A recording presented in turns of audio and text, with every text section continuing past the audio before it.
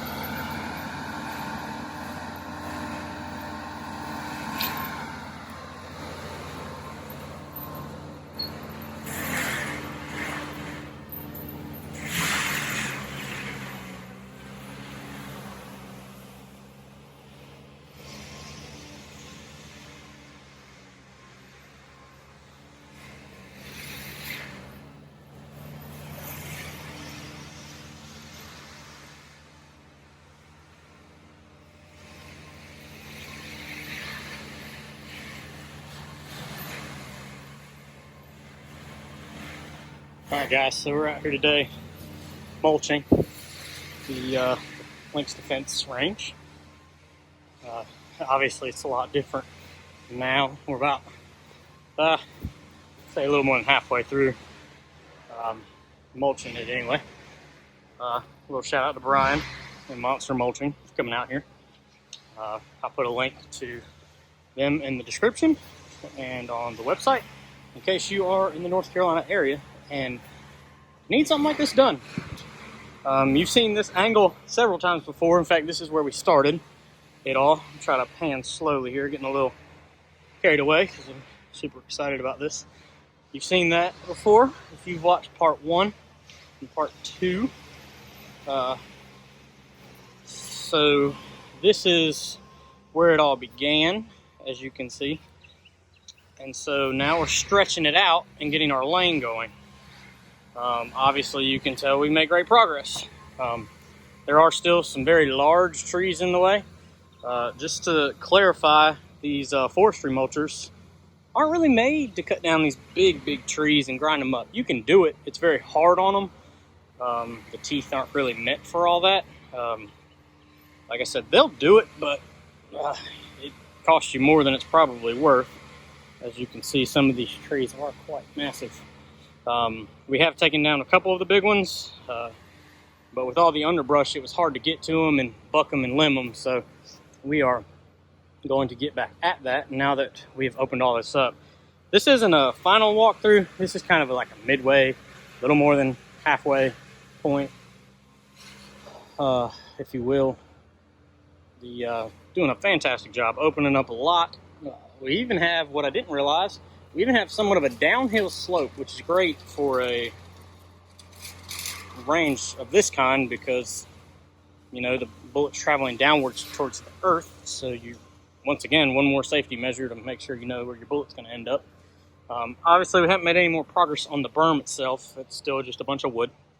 It eventually will be a bunch of dirt. But we need to be able to get back here with dump trucks or carts or whatever we need to get back here with a lot of dirt, so we can pile it up and create the berm. But that being said, this has come a long way. I was hoping to be done by the end of July. Here it is, the middle, almost late July. Thank goodness, by the way, we are catching up on pistol bag orders.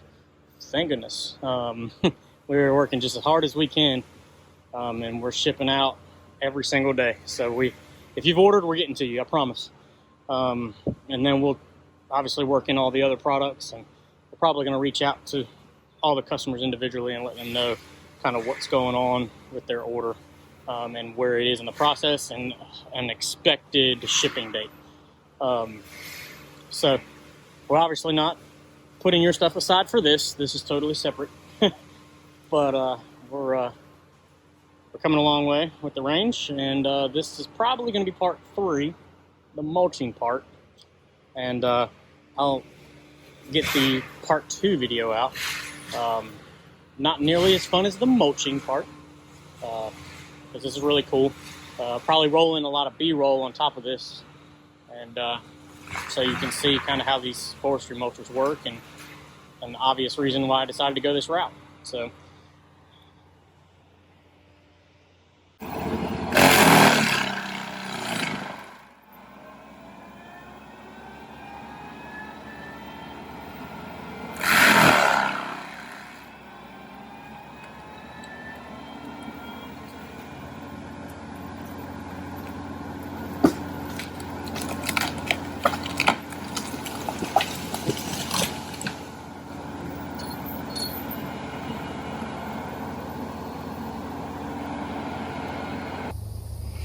alright guys, well here we are. This is going to be the quiet part of the video.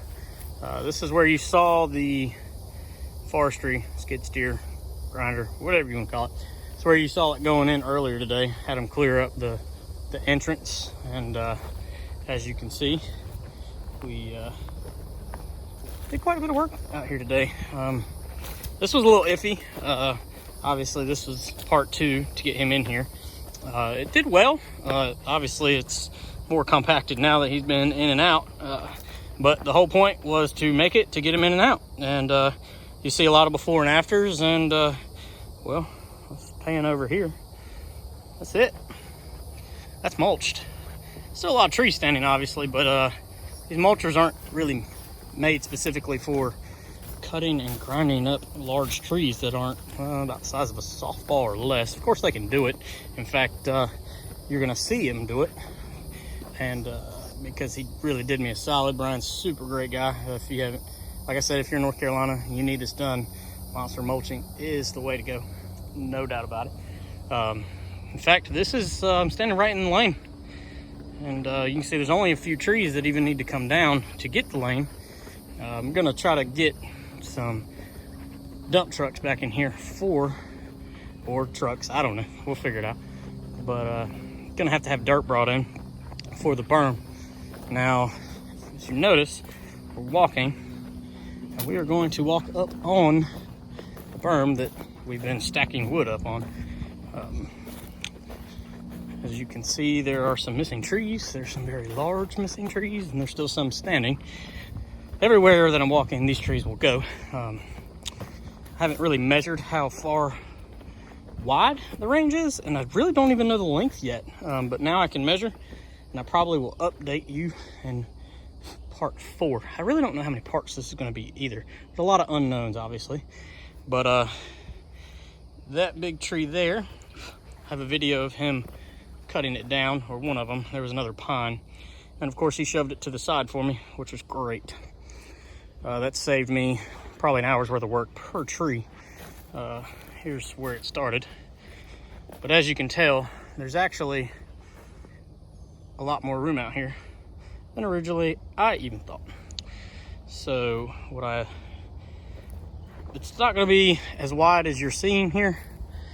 It's probably gonna shoot back from here to the right and all the way to the back of the wood line. As you can see, upwards. This is a lot of this wood woods I wanted to leave to act as a sound barrier, also a little bit of privacy for the range. All of these trees are going to go down, and that way we'll have a very clear shooting lane. There will be some trees on the edges in case we ever need barriers, or I don't know. It's good to have trees, a little shade too. There's some bigger trees still left. They will come down very soon. Those back here in the lane will come down very soon. We'll do before and after, a good before and after of those. But as you can see, mulching is great. It even gives you a really, really good base. It's not grass, but you know, grass isn't always great. You gotta cut it. If you let it grow up, it gets ugly. So I'm pretty excited about this.